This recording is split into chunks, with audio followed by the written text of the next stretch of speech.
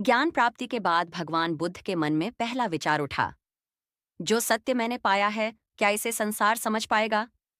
उन्हें लगा कि यह मार्ग गहरा है, सूक्ष्म है, पर उसी समय करुणा जागी। उन्होंने निश्चय किया कि वे इस ज्ञान को छिपाएंगे नहीं, बल्कि दुख से जूझ रहे मानव तक पहुंचाएंगे। भगवान बुद्ध सबसे पहले सारनाथ पहुंचे। वहीं उन्होंने अपने 5 पुराने साधक साथियों को ढूंढा।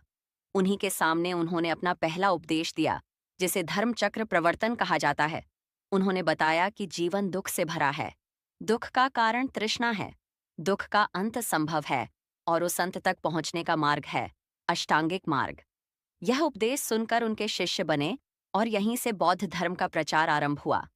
इसके बाद बुद्ध पैदल ही गांव-गांव, नगर-नगर घूमने लगे। न उनके पास धन था, न हथियार, न कोई राजसी ठाठ, सिर्फ शांत वाणी और सच्चाई का बल था। वे राजाओं के दरबार में भी गए और गरीबों की झोपड़ी में भी।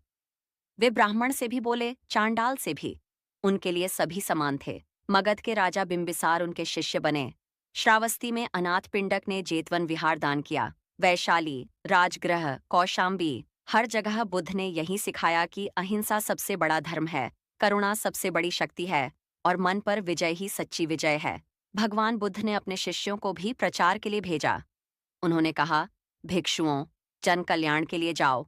एक मार्ग पर दो मत चलो। सत्य का प्रचार करो, बिना भय और बिना लोभ। उनके शिष्य दूर दूर तक गए और बुद्ध का संदेश फैलता गया।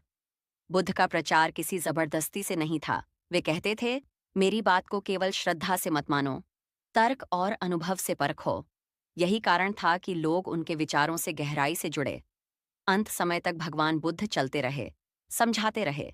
कुशीनगर में महापरिनिर्वाण से पहले भी उन्होंने यही कहा, अप दीपो भव, अपना दीपक स्वयं बनो। भगवान बुद्ध चले गए, लेकिन उनका धर्म आज भी जीवित है, शांति, करुणा और जागरूकता के रूप में। उनका प्रचार आज भी हर उस दिल में जारी है जो अहिंसा और सत्य का मार्ग चुनता है।